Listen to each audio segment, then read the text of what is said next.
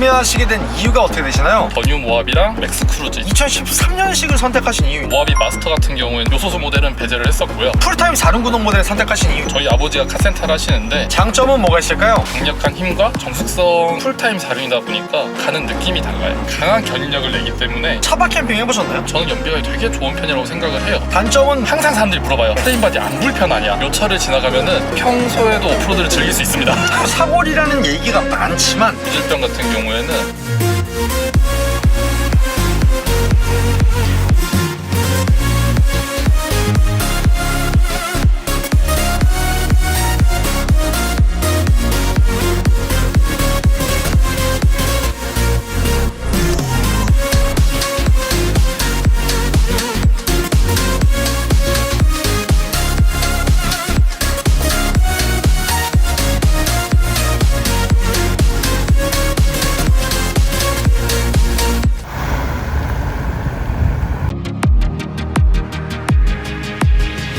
안녕하세요, 한기사입니다. 기아자동차에서 2008년부터 판매를 시작한 후륜구동 기반의 프레임바디 준대형 SUV인 바로 기아 모하비입니다. 혁신적인 디자인과 풍부한 장점을 바탕으로 1세대 모하비 구매를 고민하시는 분들이 굉장히 많으실 텐데요. 그래서 기아 모하비 차주분을 만나러 인천광역시에 도착했습니다. 가볍게 자기소개 한번 부탁드릴게요. 안녕하세요. 인천에서 인테리어 영상 쪽을 맡고 일하고 있는 37살 모하비 차주입니다. 이 차량의 소개 좀 부탁드릴게요. 이 차는 2013년식 모하비 차량이고요. QV300 트림의 7인승 모델이고요. 썬루프랑 상시 사륜이 추가된 모델입니다. 사실 모하비가 굉장히 오래됐잖아요. 그럼 이 차량은 몇 세대 모델인가요? 이 차는 정확하게 하면은 1.5세대 모델로 보셔야 될 것 같아요. 중간에 미션도 바뀌었고 엔진도 한번 바뀌었으니까요. 1세대 초창기 모델 같은 경우는 S1 엔진에 ZF 6단 미션이 들어가 있지만 이 차량 같은 경우에는 연식 변경이 되면서 S2 엔진과 현대 트랜시스 8단 미션이 들어간 차량인 거네요. 그쵸. 그래서 이 차량 같은 경우는 현대자동차 그룹에서 생산하는 현존의 지금 유일한 바디온 프레임 타입의 SUV이거든요, 이 차량이. 그리고 또한 국산차 역사상 최초로 6기통 가솔린 엔진을 장착했던 SUV인 만큼 제가 알기로도 같이 나왔던 베라크루즈조차 휘발유 엔진이 들어가지는 않았던 걸로 알고 있어요. 이 차량은 신차로 구매하신 건가요? 아니요, 중고로 구매했습니다. 구매는 언제 하신 건가요? 2022년 6월 달쯤에 구매했던 걸로 기억합니다. 구매 가격은 어떻게 되나요? 그때 당시에 1,500 조금 더 줬었고요. 이래저래 취등록세랑 다 해가지고 1,700쯤 들었던 것 같습니다. 현재 총 주행거리는 어떻게 되나요? 현재 주행거리는 14만 6,500km 정도 되고요. 구매했을 당시에 11만 2천 정도였습니다. 그 전에 타시던 차는 어떤 차 타셨나요? 제 첫 차는 포르테 쿱이었고요. 1.6 모델. 그리고 그 이후에 탔던 게 크루즈 5 해치백 2.0 디젤이었습니다.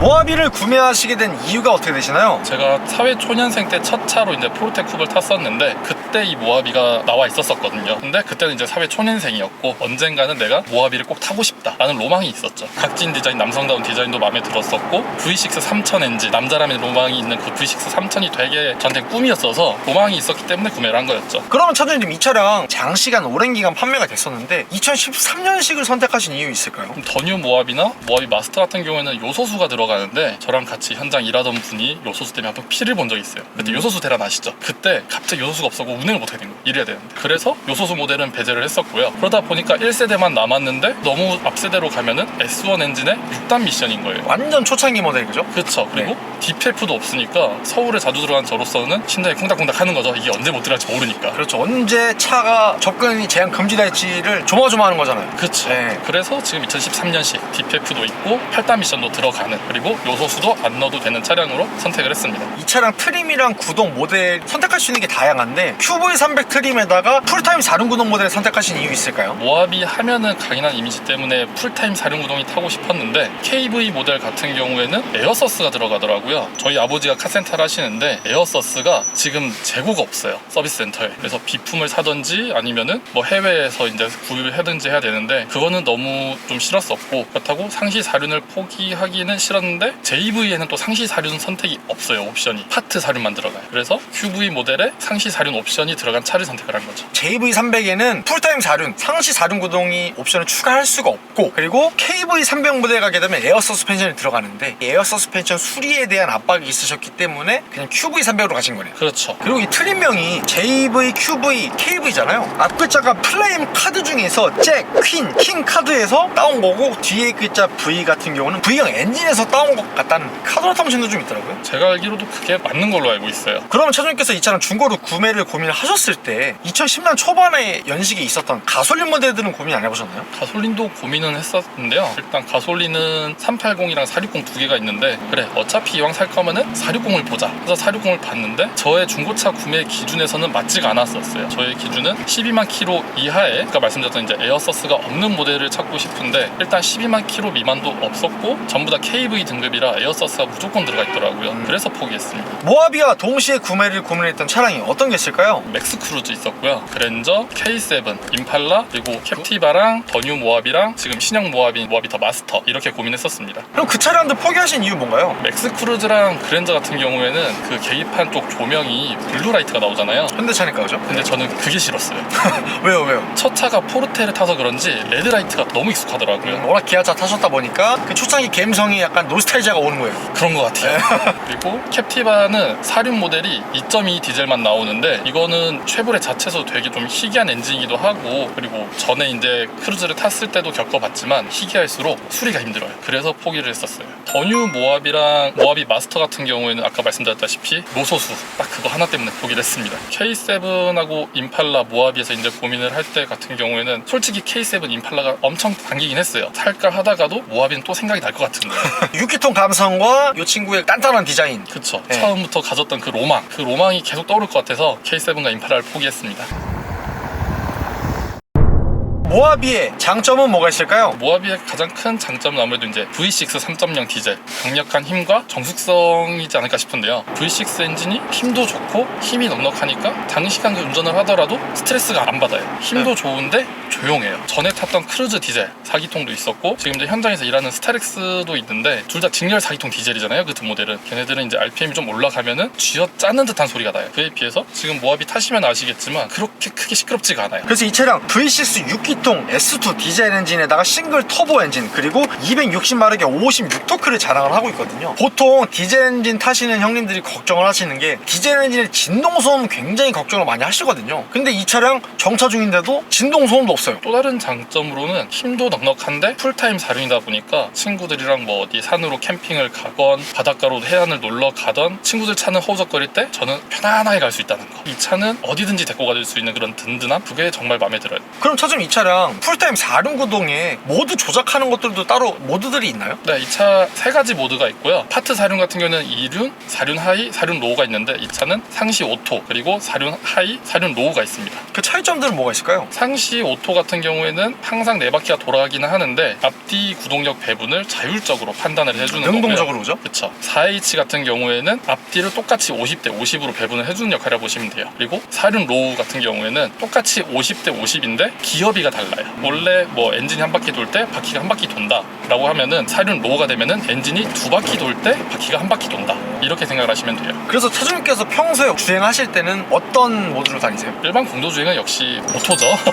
제일 편한 오토. 그럼 험로 같은 데 갔을 때는 뭐 다른 모드가 더 좋은가요? 산길이나 이런 데 올라갈 때 확실히 오토랑 사륜이랑 가는 느낌이 달라요. 사륜 딱 놓는 순간 그냥 평지 달리듯이 진짜 올라가줘요. 사륜 로우는 원래 견인용이라고 보시면 돼요. 사륜 로우 같은 경우에는 엔진이 두 번 돌 때 바퀴가 한 번 돈다 말씀드렸잖아요. 강한 견인력을 내기 때문에 거의 견인용 아니면은 험로 탈출용으로만 쓰고 있고요. 사륜 로우를 쓸 때 주의할 점이 과속을 하시면 기어가 나가요. 그래서 험지 탈 때는 4H 그리고 이제 뭐 견인을 하거나 탈출할 때는 사륜 로우를 쓰고 있습니다. 또 다른 장점으로는 이 디자인 어디 특출나게 하나가 반짝 이쁘다는 아닌데 전체적인 실루엣이라는 게 있잖아요. 이 차는 전체적인 라인이 너무 이뻐요. 각진 것 같으면서도 각지지 않은 듯 하면서 단단하게 잡혀있는 라인 그게 되게 장점인 것 같아요. 이 모하비 디자인 같은 경우에 거의 10년 넘게 큰 변화가 없었잖아요 사실. 좀 사골이라고 불릴 정도로. 그래서 사골이라는 얘기가 많지만 그래도 오히려 푹 꼬아진 명품 사골곰탕이 아닐까. 단단한 강인함이 느껴지는 아주 명품 디자인인 것 같은데요. 전면부 보시면 좌우에 있는 묵직한 헤드램프와 이 가운데에 있는 그릴 그리고 모하비의 포인트는 여기 아닐까 싶어요. 독자 엠블럼이 따로 들어가잖아요. 네 맞습니다. 2023년형 모하비 더 마스터가 출시되기 이전까지 기아 엠블럼 대신에 오피러스 이니셜 5를 형상한 엠블럼을 물려받아서 사용을 하고 있었잖아요. 그래서 이 디자인만의 메리트도 좀 있는 것 같고 하단부의 묵직한 범퍼가 모하비의 중후한 중후한 전면부 이미지를 더욱더 강조를 해주는 것 같아요. 그리고 측면부 보시면 약 5m에 육박하는 큰 차체가 내가 준대형 SUV의 강자다라를 뽐내주는 것 같은데요. 그리고 차주님 이 차량의 휠은 몇 인치 휠인가요? 18인치 휠이고요. 지금은 20인치가 나오는데 이때 당시에 18인치밖에 안 나왔었고요. 원래 QV 모델 같은 경우에는 크롬이 없는 휠이었는데 이 전차주분께서 이걸 이제 KV용 크롬 휠로 교체를 해놓으셔가지고 지금은 QV지만 크롬이 달려있는 KV 휠로 사용을 하고 있습니다. 그리고 후면부 보시게 되면 좌우에 있는 단단해 보이는 LED 테일램프가 좀 굉장히 인상 깊은 것 같은 게 도트 박혀있는 듯한 이 포인트들 있잖아요. 굉장히 뭔가 묵직한 느낌을 자아내고 있는 것 같고, 가운데에 있는 약간 크롬 느낌의 포인트와 또 모하비 전용 엠블럼과 더불어서 하단부에 있는 굉장히 묵직하고 단단해 보이는 범퍼가 이 후면부 모하비의 든든함을 완성을 시켜주는 것 같아요. 심플한 듯 하면서도 약간 단단한 이미지를 줘서 그게 좋은 거죠. 그러면 차주님 이 차량 V6 6기통 엔진이기 때문에 연비는 어떤 편인가요? V6 3000 치고는 저는 연비가 이게 되게 좋은 편이라고 생각을 해요. 실제로도 지금 뭐 시내 주행 같은 경우에는 거의 한 8, 9까지는 그래도 나오고, 고속도로를 타더라도 11 이상은 충분히 쭉 뽑아주니까 2톤 넘는 무게 3000 엔진인데 그 정도 연비면 전 장점이라고 봐요. 그럼 차주님께서 평소에 운전 스타일은 어떤 편이세요? 고속도로에서는 그냥 조금 약간 할배 운전 스타일? 시내 같은 경우에는 그래도 약간 좀 가다 서다가 많다 보니까 좀 격하게 하는 스타일이라고 보시면 될 것 같아요. 그리고 평소에 어떤 모드로 주행하시는 편이세요? 이 차는 에코랑 노멀밖에 없어서 저는 에코를 쓰면 좀 답답해가지고 그냥 노멀로 다니고 있는 편입니다. 그리고 일반 공도랑 고속도로 항속 주행 운행 비율은 몇 대 몇 정도 될까요? 일반 시내가 한 7 정도 되고요. 고속도로는 3 정도 되는 것 같습니다. 그렇게 했을 때 복합 평균 연비는 몇 킬로 정도라고 볼 수 있을까요? 8.5에서 9.5 사이로만 왔다 갔다 하고 있습니다. 그리고 제가 주유하는 습관 같은 경우에는 게이지가 반 조금 밑으로 나오면은 그냥 들어가서 가득 넣는 편이에요. 요즘 거의 한 1,450원대 정도 하는데 그렇게 넣으면 한 번 넣을 때 한 48,000에서 52,000 사이로 나오더라고요. 그럼 그렇게 가득 넣으셨을 때 총 주행가는 거리는 트립상 몇 킬로 정도 나오나요? 평균 연비 따라 다르긴 한데 거의 680에서 한 740km 정도는 찍히더라고요. 또 다른 장점은 뭐였을까요? 공간이 정말 넓어요. 제가 2차 타다가 친구 소나타를 탔는데 압박감이 들더라고요. 또 공간이 되게 넓고 수납칸도 군데군데 있어서 그거는 되게 좋아요. 제가 많은 차들을 타봤지만 컵홀더 구멍이 이렇게 큰 거 처음 봤어요. 거의 뭐 탱크에 들어가는 컵홀더 같아요. 그래서 얇은 캔을 넣으면 좀 불안불안해요. 아, 이게. 오히려요? 네, 그 250ml 캔 있잖아요. 네. 걔를 넣으면 애가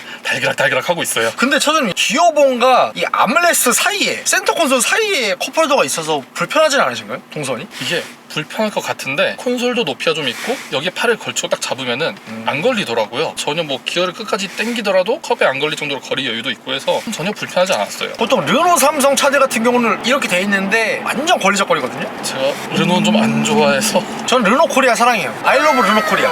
차 디자인은 이쁘게 잘 나오는데 연비도 좋아요, 르노가. 갑자기 수습하시는데? 아 근데 정이 안 가요. 아이러브 르노 코리아. 차주님 이 차는 트렁크도 좀 넓은 편인가요? 트렁크는 항상 3열을 접어놓고 있기는 한데 접어놓으면은 엄청 넓어요. 이 SUV 구매를 고민하시는 형님들이 많이 신경을 쓰시는 게 이 차박 캠핑 아닐까 싶거든요. 차주님께서 이 차량으로 차박 캠핑 해보셨나요? 2번인가 해봤어요. 일단은 제 키가 180을 넘거든요. 180을 넘는데 편안하게 다리 쭉 뻗을 수 있습니다. 플랫 되나요? 완전 플랫은 아닌데 거의 풀 플랫 수준이에요. 2열 딱 눕히면 매트 같은 거 깔고 누웠을 때 불편하지 않을 정도. 불편한 게 아니라 진짜 편하게 잘 수 있어요. 다리가 쭉 뻗어도 머리 안 닿고 발끝 안 닿고 하니까. 그리고 이게 뒤에 시거잭이 있으니까 요즘 핸드폰 충전기 같은 거 그냥 3열에 뒤에서 꽂아놓고 쓸 수도 있고 캠핑하기 진짜 딱 좋은 것 같아요. 차주님 보통 요즘 대부분의 차량이 일체화된 차체의 모노코크 바디이지만 현대 기아차에서 생산하는 유일한 프레임 위에 차체가 조립된 바디온 프레임, 일명 프레임 바디잖아요 이 차량이. 그렇죠. 프레임 바디 차량이죠. 프레임 바디 차량에 어떻게 보면 약간 숙명이라고 할 수 있는 승차감이 조금 떨어진다 라는 얘기가 많은 것 같은데 차주님 이 차량 승차감에 대해서는 어떻게 생각하세요? 프레임 바디 얘기 나오실 때 대충 승차 얘기 나올 것 같았거든요. 아, 예상하셨네요. 네, 이거 항상 사람들이 물어봐요. 네. 프레임 바디 안 불편하냐? 근데 이거 의외로 공도에서 타는데 그렇게 크게 불편함 없습니다. 정말 없어요. 편해요. 생각보다 승차감이 이렇게 뭐 딱딱하거나 떨어진다는 느낌은 크게 들진 않네요. SUV의 그 높은 느낌 상에서의 불편함 정도만 있을 뿐인 거지 프레임 바디라서 특출나게 와 이거 못하겠다 멀미한다 이 정도 수준은 아니에요. 그리고 차주님 이 차량 KV300 트림에 에어 서스펜션이 들어가잖아요. 근데 에어 서스펜션이 들어가지 않은 걸 지금까지도 후회는 안 하시는 나가는 편인가요? 제가 알기로 이 모하비에 들어갔던 에어서스가 원래 승차감을 위해서 들어갔던 부품이 아니에요. 그래서 저는 지금 없는데도 전혀 후회 안 하고 안 넣은 것에 대한 후회도 없습니다. 또 다른 장점은 뭐가 있을까요? 제가 이 차를 3만 킬로 좀 더 타면서 소모품류를 제외하고는 돈 들어간 게 하나도 없어요. 심지어 뭐 삐걱삐걱 잡소리조차 안 났었고 딱 오일 갈고 타이어 한 번 갈고 후륜 디퍼런셜 오일 갈고 이거밖에 없어요. 실제로 동호회에서도 20만은 타야 길들이가 끝난 차다라고 할 정도로 저는 지금 아직 20만 되려면 한참 멀었으니까 길들이기도 안 끝난 상태가 된 거죠. 거의 뭐 그냥 신생아 수준인 거예요? 그냥 갓난아기예요? 이제 좀 말을 좀 뗄 것 같아요. 옹알이 지금 조금 네. 하는 네. 정도? 의선이 형, 발음도 똑바로 안 되고 형? 딱 이렇게 돼요. 옹알이 하는 수준. 그리고 특히 이 차량에 들어간 S2 엔진 거의 뭐 탱크나 다름없다. 내구성 어마어마하다는 얘기 많잖아요. 그렇죠. 내구성 얘기도 많이 나오는데 포르테 이제 휘발유 1.6도 탔고 크루즈 딜도 탔고 지금 또 현장에서 일하는 차로 스타렉스를 타고 있는데 걔네들보다 유지 보수하는데 비용이 안 들어가요. 정말. 모하비의 단점은 뭐가 있을까요? 장점이라고 말했던 승차감이 또 이게 또 단점이기도 해요. 왜요? 일반 이런 공도를 다닐 때는 전혀 문제가 없어요. 멀미도 없고 그런 것도 없고 다 좋은데 요철이 지나가면은 다른 분들 뭐 뒷좌석 승차감 안 좋다 불편하다 하시잖아요. 2열 승차감이 굉장히 뭐 튄다 이런 얘기 많더라고요. 요철을 지나가면은 1열이고 2열이고 없어요. 다 그냥 안 좋아요. 1열, 2열 다. 요철이나 노면이 좋지 않은 도로를 갔을 때는 어쩔 수 없는 프레임바디만의 단점인 이 승차감이 통통 튀는 것을 제대로 온몸을 다 느낄 수 있는 거잖아요. 평소에도 오프로드를 즐길 수 있습니다.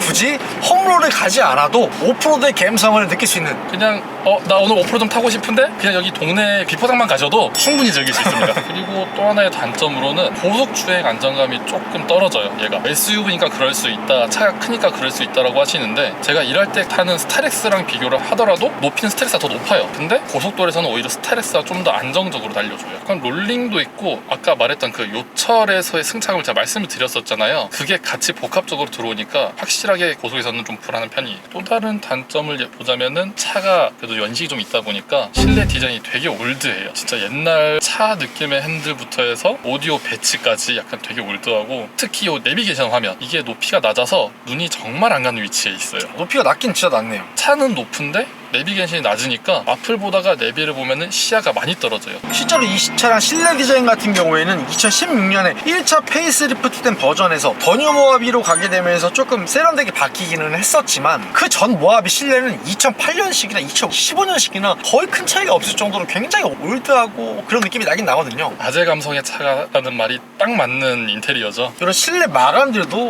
플라스틱 이런 느낌들도 기아의 기암이라는 모하비라는 네임밸류와는 약간 조금 떨어지긴 해요. 그래서 아재차입니다.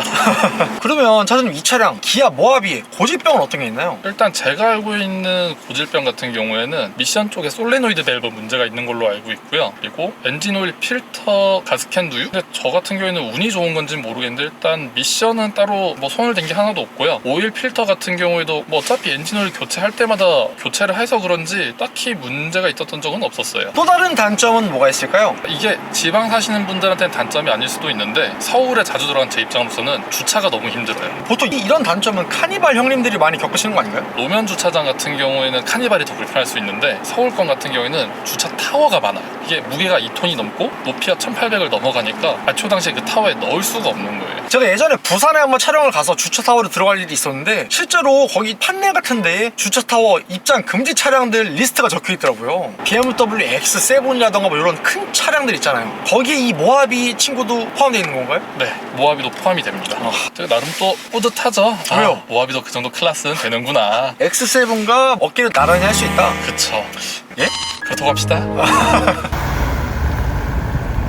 기아 모하비의 한 달 유지비는 어떻게 되나요? 보험료 같은 경우에는 제가 1년에 지금 37만 정도 나오고 있고요. 이번에 자동차세 고지서 나왔는데 44만 정도 보시면 될 것 같네요. 그리고 유류비 같은 경우에는 제가 시내 주행 7, 고속도로 3 정도로 타는데 복합연비가 대충 9에서 왔다 갔다 하고 있습니다. 그리고 제가 주유하는 습관 같은 경우에는 이가 딱 떨어지면은 주유소 가서 가득 넣는 편인데 지금 1,450원 정도 기준으로 한 번 넣을 때 한 5만 원 정도씩 들어간다고 보시면 될 것 같아요. 가득 넣었을 봤을 때 주행 가는 거리가 트립상으로는 680에서 740 왔다 갔다 하더라고요. 제가 거의 한 달 주행 거리가 한 1000에서 1500 사이인데 대략 한 달에 기름값 한 10에서 15 정도? 그 정도 쓰는 것 같아요. 그리고 이제 엔진오일 같은 경우에는 제가 엔진오일만 따로 사서 들고 가서 오토큐 말고 아는 분이 있는 이제 공업사로 가는데, 그러면 엔진오일 한번 교체할 때 거의 한 8만원 조금 넘게 들어간다고 보시면 돼요. 공인비 포함해서요? 네, 공인비 포함해서 그 정도예요. 타이어 같은 경우에는 한 번 딱 갈았는데 그때 한 80만원 정도 들었던 것 같아요. 모하비를 구매하신 걸 후회하시진 않나요? 저는 다시 사도 모하비 또 살 겁니다. 마지막으로 하고 싶으신 말씀 있으실까요? 모하비라는 차는 아까 말씀드린 내구성 얘기도 있지만 20만을 뛰어야 이제 길들이가 끝났다고 할 정도의 좋은 차예요. 그래서 내연기관이 단종되기 전에 구매하실 분들이라면 고민하지 마시고 그냥 시원하게 지르셔도 후회 안 할 겁니다.